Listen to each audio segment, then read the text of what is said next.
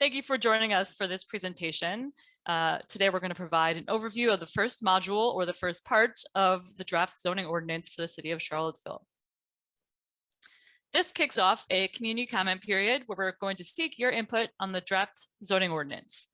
From now in February into the spring 2023, we're going to be sharing the draft zoning ordinance in 3 parts to obtain your feedback. As we go along, we'll consider all comments and questions as possible adjustments to the draft zoning ordinance. And we'll also share a summary of what we've heard. Today, we're going to cover several things. First, we'll go over the background for this process and why it's happening. We'll introduce the zoning rewrite and give a bit more detail about the schedule and other pieces of that. We'll provide an overview of all of the 3 zoning modules and then focus in on module 1, which includes things like the zoning districts and the zoning map. And then at the end of the presentation, we'll share more information about how to be involved in this process. The zoning rewrite is part of what we're calling Civil Plans Together, which is focused on updating the future vision for the City of Charlottesville with a particular focus on community equity and affordability for housing. We're showing the affordable housing plan and comprehensive plan with a check mark. Those were the first 2 pieces of the Civil Plans Together process, and they were completed in March 2021 and November 2021, respectively. And now we're in this last phase, the zoning rewrite. The purpose of the zoning rewrite is to make sure it's updated in general, but really to focus on implementing these 2 plans, the affordable housing plan and the comprehensive plan. Since the comprehensive plan really sets the stage for the rewrite, we want to give a bit of an overview about that if you weren't involved in the process. With this updated comprehensive plan, we've updated the future vision for the city, including adding a set of guiding principles that are woven throughout the document that reflect what we heard from the community about priorities for the future when we met with you all in 2020 and 2021. The comprehensive plan also supports the affordable housing plan and identifies ways to shape a more affordable and equitable Charlottesville. To do this, we're looking at such things like providing more housing options and greater affordability throughout the city, and targeting areas for more housing opportunities to enhance access to community amenities and provide focus areas for transit and multimodal improvements. With the comprehensive plan update, we also looked to prepare the city for potential growth and change in general by allowing more housing types to be built within the city in order to support housing needs, as well as reduce climate impacts and address environmental needs. One really key piece of the comprehensive plan updates and the zoning rewrite is to support this need to have more affordable housing in the city. That is, more housing in the city that's affordable to more people. We know that through regional studies of the city and Albemarle County are expected to see something on the magnitude of 15,000 additional households by 2040. And because the housing supply in the city is constrained, much of the growth is expected to occur in the county. However, within the city, there is currently capacity for growth in terms of zoning, but there's little capacity for growth and change within these mostly residential neighborhoods in the city, where only about 30% of the residentially zoned land allows for development above a single family house level. So that means if you can't afford a home in one of these areas, a single family house, you're not able to live in certain places in the city.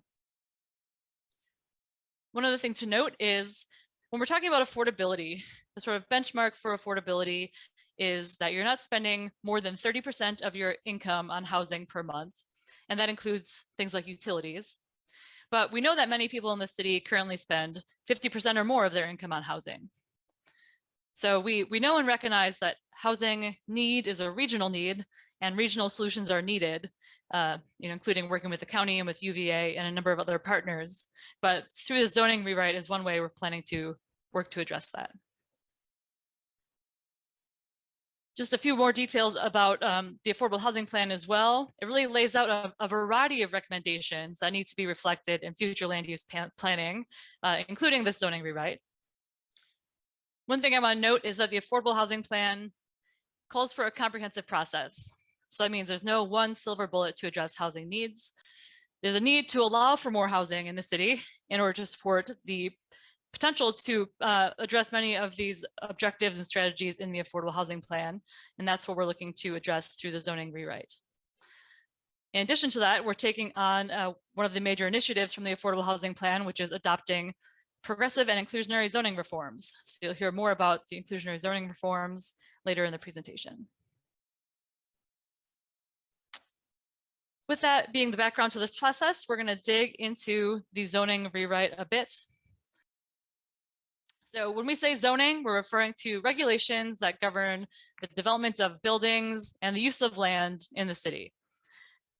It helps us to ensure that we can promote positive outcomes for the community. Again, as we've been saying, one of those outcomes we're trying to get at is allowing the potential for more housing to be built in the city, different types of housing than we can build today. I've mentioned a lot about the comprehensive plan because it's really tied to the zoning ordinance quite closely. Because again, the comprehensive plan, affordable housing plan, and all the other sort of small area plans in the city lay out this long-term vision and policy goals for the city. But the zoning ordinance is one of the primary tools to regulate and implement what's happening on the ground. So we want to make sure everyone is familiar with the comprehensive plan. If you haven't reviewed it before, we have a link to it on this slide if you download the slides, or you can just look up the comprehensive plan on the city's website. So what does it mean to rewrite the zoning ordinance? It means that we're looking at all pieces of the existing zoning ordinance in the city and examining it to ensure that we're addressing several goals. One being that the zoning ordinance effectively supports the comprehensive plan and other adopted plans like the affordable housing plan. We're also looking to mitigate flaws in the zoning ordinance and barriers to development that have been identified through our previous 2 years of community and stakeholder input. And importantly, one of our major goals is to make sure the zoning ordinance is easy to read and apply for everyone involved. One thing to note is that some sections of the zoning ordinance might be completely rewritten, while others are adapting or utilizing text from the current zoning ordinance. There's overall a 3-part community process for the zoning rewrite. Last year, we shared a zoning diagnostic and approach report, which outlined our proposed process for the zoning rewrite. We got a lot of feedback on that. Since late 2022, we've been drafting pieces of the zoning ordinance, and we're now seeking to obtain community input on that through the spring. And then we'll be revising those draft zoning ordinance modules based on feedback received from the community, from stakeholders like the Planning Commission, and from our steering committee. Late in the spring 2023, we're planning to hold public hearings and move toward adoption of the updated zoning ordinance. Thanks, Jenny. I'll take it from here. I'm Christy Dodson, and I'm with Code Studio. We are the primary code writers, and I'm going to take this opportunity to walk with you through what a module means. We're releasing module 1 as part of this video, and we'll also walk through the zoning districts and the mapping to give you an idea of what we're including in this module. So what is a module? In this portion, we are releasing module 1. Ultimately, we are drafting the zoning ordinance in 3 separate modules that we'll be releasing over time and gathering feedback and doing revisions as we go through the drafting process. So part of this module will be the zoning districts themselves. And along with that are the rules of measurement, or the rules for the zoning districts. We'll talk about the relationship between those 2 things and what that means a bit later on. We'll also be releasing the allowed uses, the use table, and how we are managing use in the different districts, as well as a draft of the zoning map. So that is what's available now. In the next module is another piece that is very related to module 1, but it will include what we call development standards. So those are things like the development bonuses that we'll talk about as a part of the affordable housing strategy. That's going to be really integral to the zoning districts, but we'll be drafting that in module 2. We'll also be talking about things like landscaping, parking, signs, and even transitions and buffers. And what that means is, how the different districts interact with one another, if it's a lower density district next to a higher density district. So a lot of those rules will actually be in module 2. So very related. So if you think in module 1, hey, this is missing some pieces, know that we are working on and we'll be releasing a lot of those pieces in module 2. And then finally in module 3 is the actual administration of this code. And so that's the piece that really lays out all the different processes that are associated with zoning, things like rezonings, variances, or even review of special districts like historic preservation districts. We'll be laying out all of that administrative piece in the final module. And so that will really speak to how this code gets reviewed, how the standards get applied, and ultimately how development is permitted in the city. So let's dive in a little bit to the details of what will be included in this module. The first thing is the zoning map, and that really shows how the city is divided up and the different districts are applied on the ground. And of course, naturally, as a part of that, we will also be providing the zoning districts and the rules associated with that. And that speaks to the urban form that's allowed, the different uses that are allowed, and how development is controlled on each individual parcel. All of those rules and standards are associated with the zoning district and rules portion. And then, of course, along with that are the use regulations. And so that really specifies what you can and cannot do from a use perspective on each lot. And some of those are allowed by right without special permissions. And then some uses may require some special permissions or have some special standards associated with it. And we'll talk a bit about what that means later. I do want to make sure that everybody is aware that all of the different pieces and related materials in Module 1 can be found at the Seville Plans Together website at sevilleplans-together.com/draft zoning. There's a lot of really great information there, and that'll include all the material that we are doing an overview of today. It'll include zoning map overviews that are broken up by neighborhood, executive summaries of Module 1, because this is a lot of really technical detail, and we want to provide you context for that in the form of a summary, as well as overviews for things that are maybe outside of zoning, but associated with it. And we want to let you know that we're thinking about some of those things. So things like housing affordability, how the zoning will address that, transportation, infrastructure, environment and climate, and historic preservation. So all of that information can be found at the Seville Plans Together website. So as you dive into that information that's on the website, what I want to take some time to do is orient you to some of the documents and some of the things that you'll be reading through. Hopefully this provides you with a context so that as you read through all the documents on the website, you'll understand the overall intent and be able to navigate through these documents in a way that makes sense, because again, they are quite technical. So this is meant to be an overview to help you navigate all the technical pieces of these documents. The first thing I want to mention is a key zoning tool that we're thinking about as a way to support affordability. I do want to mention that there are a lot of supporting documents on the Seville Plans Together website, so I encourage you to dive into those if you have more questions about housing affordability. But one of the key things I want to point out are these two ideas, one of inclusionary zoning and another of an affordable housing density bonus. So these are two separate tools that you'll see, and we'll walk through where those are found in the zoning districts, but I want to highlight the difference between these two. First, inclusionary zoning. This is a requirement for providing affordable housing, and this will apply to any project that has 10 or more units. And essentially what that does is it says if you have a project, either you're rehabilitating it or building a new building with 10 or more units, it requires that 10% of those units be affordable to households at 60% of AMI. So that's an inclusionary piece, it's a requirement. Another tool that we're thinking about using is this idea of an affordable housing density bonus. And this is optional. And what that means is in the residential districts, which we'll talk about a bit later, that means that the number of units allowed could double if you are taking the option of making those units affordable.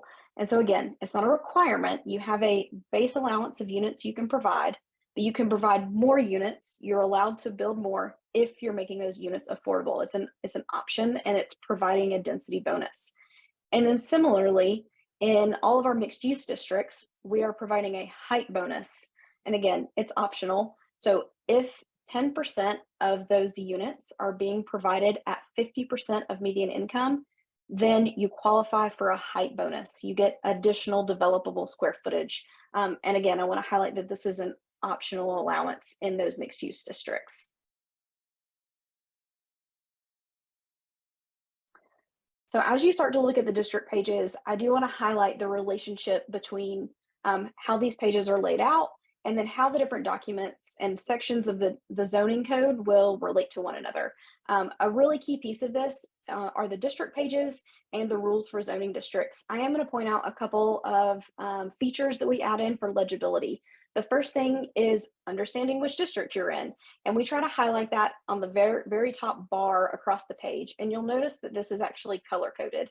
So that color bar and this particular color is associated with a district that we're calling residential A. You will find that exact same color when you look at the zoning map and also when you look at the use table. And so it can help become a legibility piece to understand, okay, here is the color that I'm associating with this district, and let me go through the document and see where else that is, what rules I have from a use perspective, and also where that's located on the map. So that is a key to understanding your zoning district, and you'll find that in on the top in the bold of each of these pages. And then the next piece of the zoning district, underneath the title of the district, you'll have some pictures, and we'll dig into what those mean later. But fundamentally below that, we list all the standards. And so we lay this out in a gridded format that's laid out in tables, which is quite different than your current zoning code. It's more in a paragraph form. And so in the new code, we want to lay it out in a summary of tables, so you can just look at the table and understand the standards of your zoning district. And a key way that this is related to the rules, which follow the zoning districts, is in that subsection. So you look at the left-hand page and you see that number 1 bullet. It says site for subdivision, and then there's a section associated with it. These will be hyperlinked when the code is in a PDF format, and so you can click and see that rule, size for subdivision. What does that even mean? What that does is it will link you to your rules for zoning districts. And so you'll notice that the title is exactly the same at the top of the right-hand page, size for subdivision. And this is where you can learn more about what each of those standards mean. And these pages are laid out in a very explicit way. So we start with a definition. So the first size for subdivision standard that we have in place is area. And you'll notice that is the exact same as the line on the left-hand page, area. So we define what area means. That's the first thing we do. And we give an intent statement.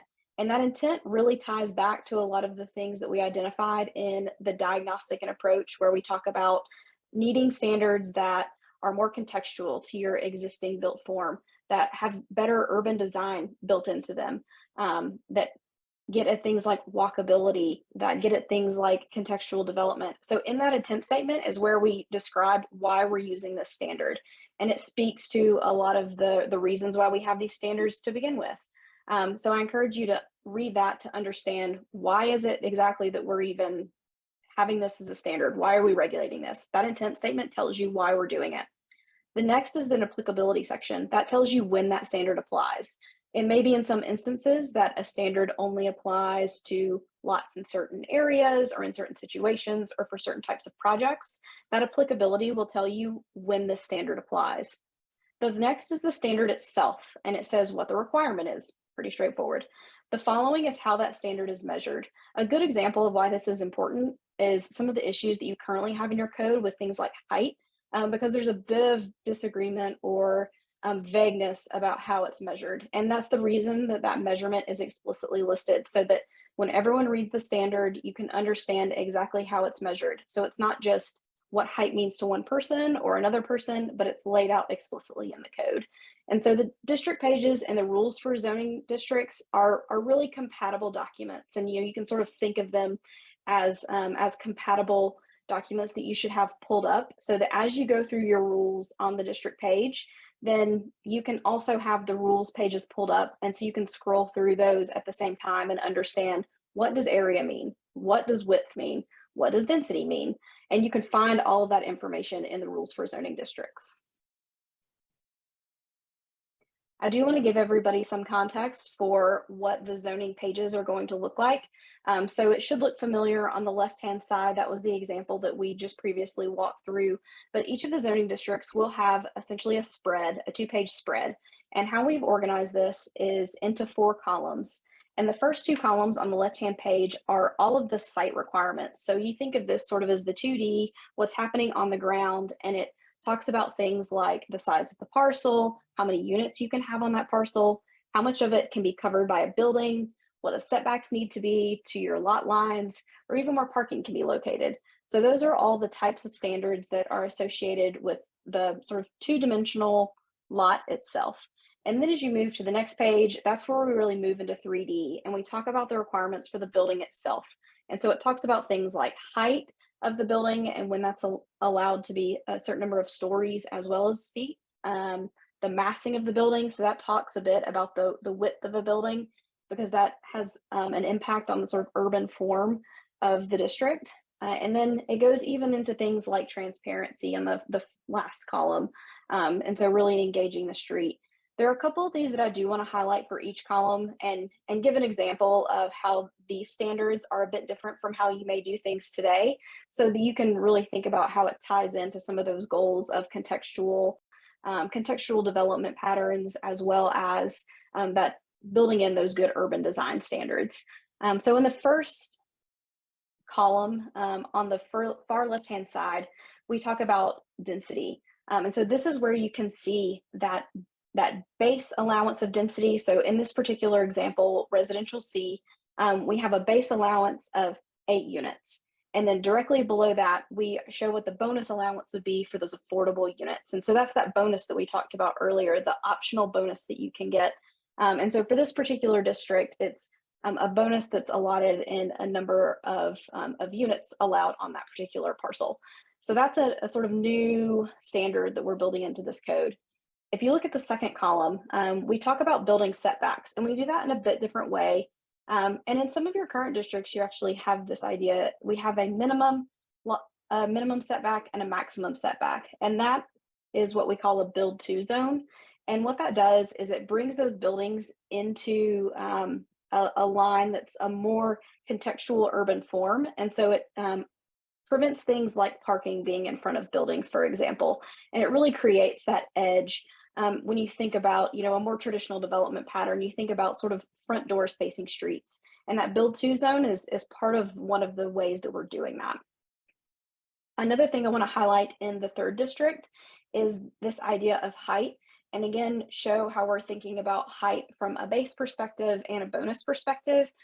This particularly comes in with a lot of the mixed use districts where you have a base height and then a bonus height. That bonus is, again, ties back to that affordability bonus, that optional affordability that can be provided in order to gain that height bonus. And so that's listed right on the district page. Another thing to think about here is the building massing. Building massing, again, is a way that we think about contextual development and making sure that the building width and the depth on a corner lot really meets the intent for the future growth and development in that particular district, in that particular neighborhood. And then finally, in the fourth column on the furthest right-hand side, I do want to highlight the idea of transparency and entrances. So this is another way that we think about putting that sort of friendly, walkable, pedestrian-oriented building face along the street. And a big piece of that is just making sure that we build in that idea of eyes on the street with things like windows and making sure that we have pedestrian entrances at a regular interval. And so we're providing some standards for things that are just good urban design and traditional design that matches a lot of your more historic development patterns.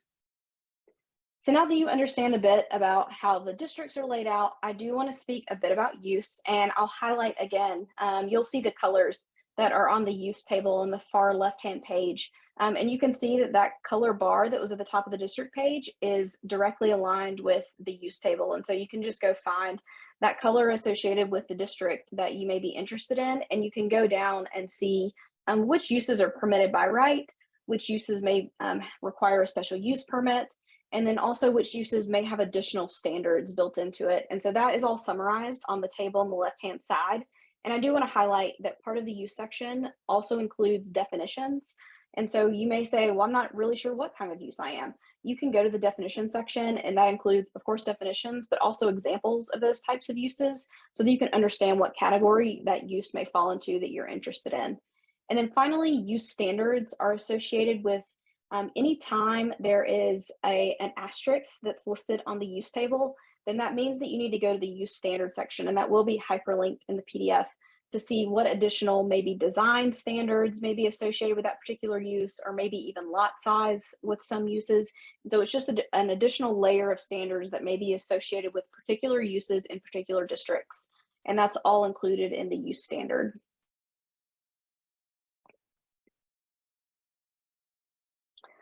So let's get into mapping. We are going to talk through the future land use map categories and how we're thinking about how those get integrated into zoning district categories. And that's sort of an umbrella that all the zoning districts themselves are organized under. I do want to highlight that the future land use map is really our guiding North Star through this process.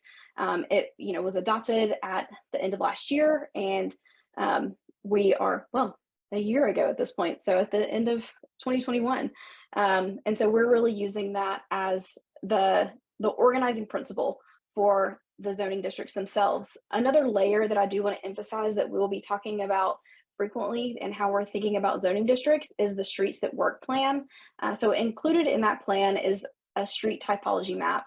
And so as we think about how the future land use map becomes implemented into zoning districts, there are a lot of zoning district flavors that may implement different land use categories. And part of how we're thinking about that is also through the lens of the Streets That Work plan. So it's really tying in that idea of infrastructure and transportation along with the future land use categories. So we'll continue to talk about that, but I wanted to highlight it up front. Just to reiterate that point, this is the future land use map on the left-hand side that was adopted in 2021. And you'll notice that as you look at the proposed zoning map, it is a quite similar translation. And what I mean by that is there may be a little bit more nuance in how the different colors become implemented, but all of those categories themselves are implemented by a very specific set of zoning districts. And so these maps are meant to look very much like a one-to-one translation, with the zoning map having a bit more nuance and a bit more color variation that's associated with the different zoning districts that are implementing that land use, which may sound confusing now, but let's actually dive into each one of those so that we can think about what does it mean for a land use category to get translated into a zoning district. So here's a great example where we've listed all of the future land use map categories, and these should be familiar to you. If you're not familiar with them, then I encourage you to go to the Cville Plans Together website where you can look at the comprehensive plan that talks about each of these categories in detail. But for now, we'll just talk about the high level naming convention of those and how those translate into zoning categories and then into zoning districts. So all of your general residential and medium intensity categories, those will become residential zoning categories. And then you have some corridor land use categories, such as your neighborhood mixed use corridor and your urban mixed use corridor. So we've created a set of corridor mixed use zoning categories that will implement that. And then you have your node land use categories, your neighborhood mixed use and your urban mixed use. And so we've created corresponding node mixed use categories. Also included in that is your downtown core. So your downtown really is it's your most important node, right? It's your downtown. So that is also included in the node mixed use zoning categories. Your business and technology mixed use land use will become an industrial flex zoning category. And you have a lot of other categories for things like cemeteries, parks, UVA campus properties. Those all become a set of special districts or overlay districts, and we'll talk a bit about those at the end. So let's start with our residential zoning categories and the districts that fall underneath that category umbrella. The intent of these is to provide options that are low to moderate intensity housing. So that can be everything from a single unit house, like a triplex, a quadplex, and even small apartments. And generally these are within walking distance of neighborhood serving retail, things like food and service uses. So it is starting to create that walkable neighborhood environment. The districts associated with that are residential A, residential B, and residential C. And something I do want to emphasize that as we're listing all these zoning districts, they go from least dense to more dense in all of the categories. So in the residential, an A is going to be less dense than a C.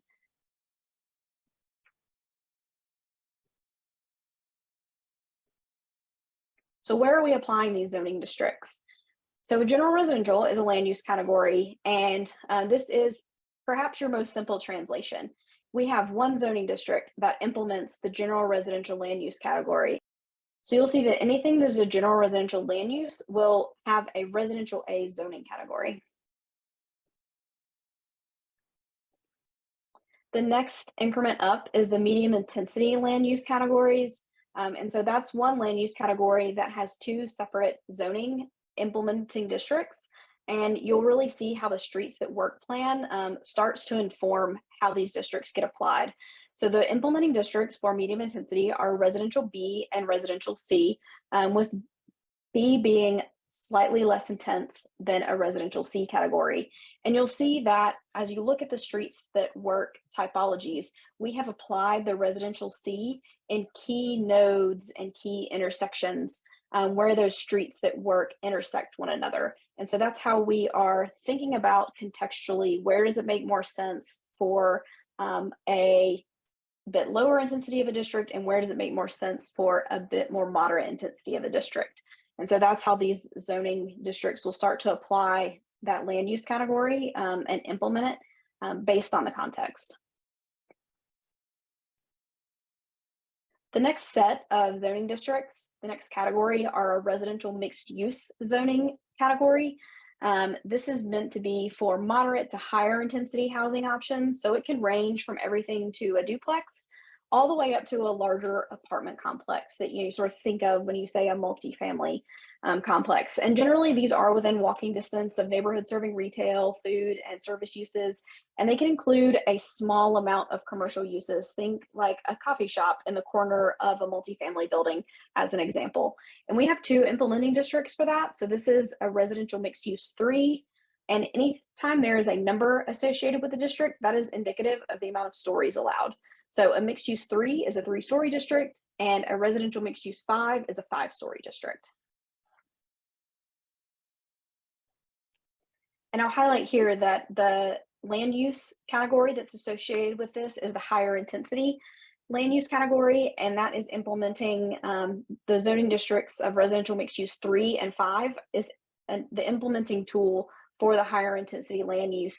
And you'll again notice that we use the streets that work, and we also use things like proximity to downtown. So you'll notice that the residential mixed use 5 is applied in some areas that are immediately adjacent to some of the downtown areas.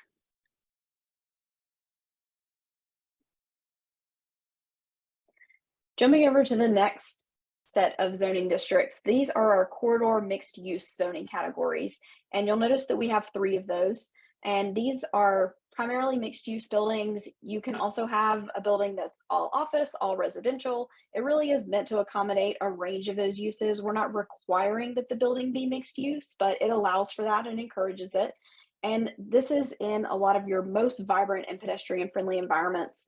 And you'll notice that there are 3 implementing categories for this. So we have 3 zoning districts. We have corridor mixed use 3, your 3-story district, corridor mixed use 5, your 5-story district, and corridor mixed use 8, your 8-story district. And we'll talk a bit about how those relate to the land use in the following slides.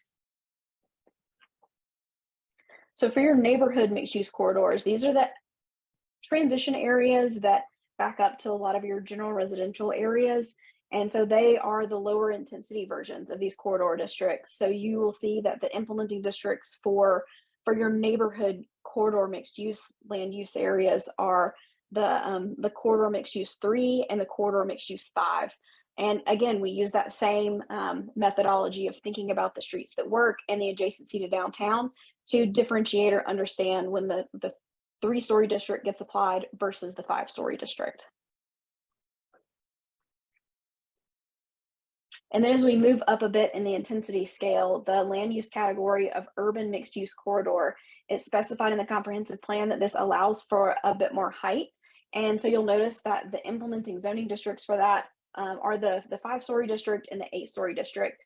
And what's interesting is you'll notice that 5 is actually the CX5 district is the implementing district for both neighborhood mixed use and urban mixed use. And that's part of the way that we are thinking about this transition. So the city becomes or it is more contextual, right? So you can have an implementing district of 5, both in the urban in some instances and also in the neighborhood in some instances. And that's a way that, we're thinking about these aren't just discrete specific buckets, but that these implementing districts can be tools for these transitions as they become more contextual and allowing for height where it makes sense, but then stepping down to a bit lower districts in other areas. And so I'll highlight again that, it's the exact same methodology we've been talking about. It's informed by the street typology where those mixed use 8 areas get applied, and also the adjacency to places like downtown. So let's talk a bit about node mixed use and how that differs a bit from our corridor districts. It is still mixed use and it still allows for things like office and residential, and it accommodates all of those different uses that range from commercial to all residential. The difference really is on that idea of transparency, particularly on the ground floor. So these nodes are truly your most vibrant, your most pedestrian friendly. These are the key intersections throughout your community that you want to make sure are pedestrian friendly and that they have that high amount of transparency that is the characteristic of some of your most walkable areas. And so some of the requirements of these zoning districts have a lot more transparency requirements on the ground floor, and they also require that ground floor to be a bit taller, and we call that retail ready. And so we're not dictating that has to be a commercial use, but what we want to ensure is that in the future, as the market may change from an economic perspective, that building is built in such a way that it could be a commercial use one day. And so it really is providing a bit more strict requirements on that ground floor to ensure that walkable mixed use environment is achieved. And you'll see that we have a lot of implementing districts for this because it really does range a set of scales all the way from a 3-story district up to a 10-story district. And then we have a bit of a special district that is your downtown.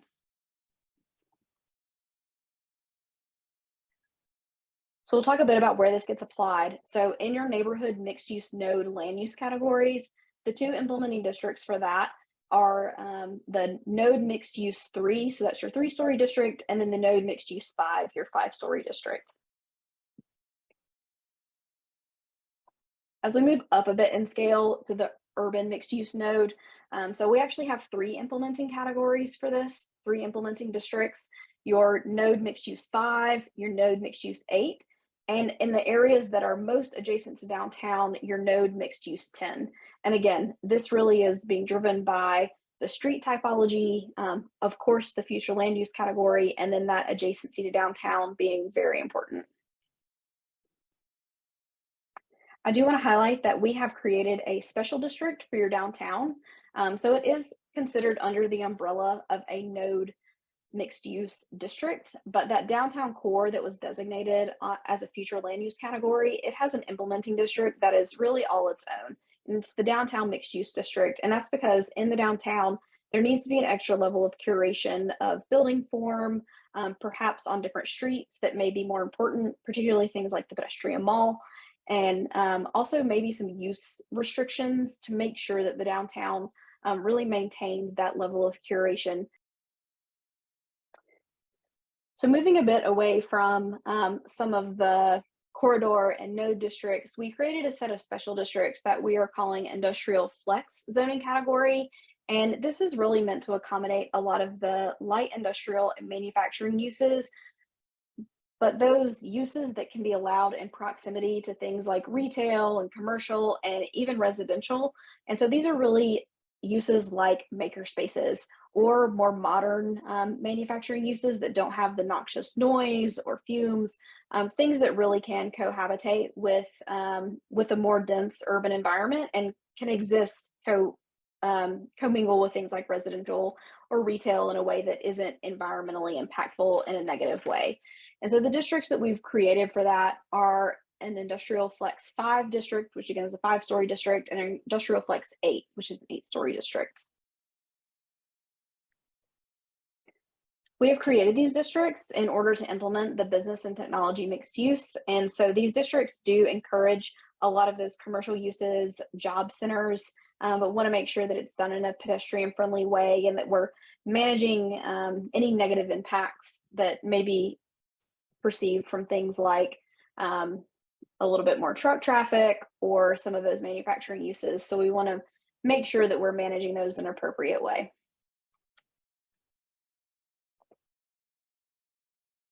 I do want to highlight a couple of the special zoning categories that we have. And these generally are for building types that are either on the edges of neighborhoods or sometimes even embedded within neighborhoods that serve communities, but don't necessarily readily assimilate into other zoning districts. And the districts we have created for this is a campus district and a civic district. And the way that you can think about the difference in these, the campus really is for private users, private landowners, but they're things like hospitals, private schools, churches that do have more of that campus feel, but are neighborhood serving type uses. And then the civic, those are for truly public buildings. So these are things like public schools, parks are also included in a civic district. Things like fire stations would also be included in these publicly owned buildings and spaces. So that's a way to differentiate in how you're thinking about these two districts.